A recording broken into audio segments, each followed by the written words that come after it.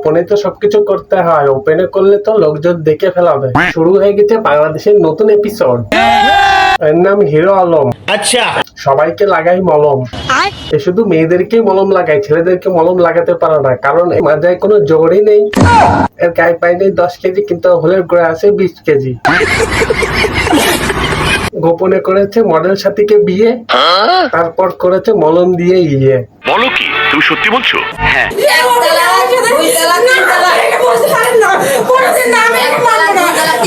হ্যাঁ, 3 তালাক দিয়েছে হিরো আলম মডেল সাথীকে। কেন জানো? কারণ সে প্রেগনেন্ট হয়ে গিয়েছে। বিয়ে শাদী তাই গোপনে করা যেতেই পারে, খেলাধুলাও করা যেতেই পারে, কিন্তু বাচ্চা কাচ্চা তো আর গোপনে থাকতে পারে না। এই জন্য এদের মধ্যে এত ঝামেলা। ঠিক বলেছো। হয়ে গেছে অন্তঃসত্ত্বা।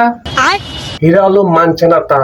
এই যে তুমি একটা কথা কইলে ভাই। হিরো আলমের অফিসে আছে মডেল সাথী, করছে অনেক আবদার যেন ওকে এর সম্মানটা যেন দেওয়া হয়, কিন্তু হিরো আলম এটা সেটা অস্বীকার করে ওকে বার করে দিচ্ছে। মানে এটা কোনো কথা? হিরো আলমের বউ দাবি সেজে এসেছে হিরো আলমের অফিসে, করছে অনেক ভাঙচুর, ওকে খাইয়ে দিচ্ছে। ঠিক বলেছো। যদি বিয়ে হয়, যদি বিয়ে হয় না কিলা, তোদের তো বিয়ে হয়ে গিয়েছে গোপনে কেলা। ঠিক বলেছো। তাহলে স্বামী স্ত্রী যেভাবে থাকে ওইভাবেই থাকবে।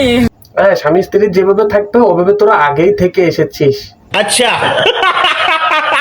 হ্যাঁ, পেটে বাচ্চা আসার পরে এখন সে নিজেকে করছে হিরো আলমের বউ, মানছে না সেটা হিরো আলম। মডেল সাথী হয়েছে অন্তঃসত্ত্বা, ওকে ঠিকঠাক বউ হিসেবে মেনে না নিলে ও করবে আত্মহত্যা। আমার সাথে যদি নকল বিয়ে করে থাকে আমি আত্মহত্যা করব। বলছি হিরো আলম, তোমাকে যদি এক্সচেঞ্জ করে দেওয়া যেত তাহলে আমি তোমাকে এক্সচেঞ্জ করে এই ভিডিওতে পাবলিসিটি দিতাম। হিরো আলম শুধু এখন অস্বীকার করতেছে, ওর তো এখন মধু খাওয়া। হ্যাঁ, ডিএনএ টেস্ট করো, ডিএনএ টেস্ট করলেই ধরা পড়ে যাবে যে কে এই সন্তান। আর তখন যদি হিরো আলমের বাচ্চা হয়, তখন ওই হিরো আলমের মতন ওরকম প্রতিবন্ধী টাইপেরই হবে।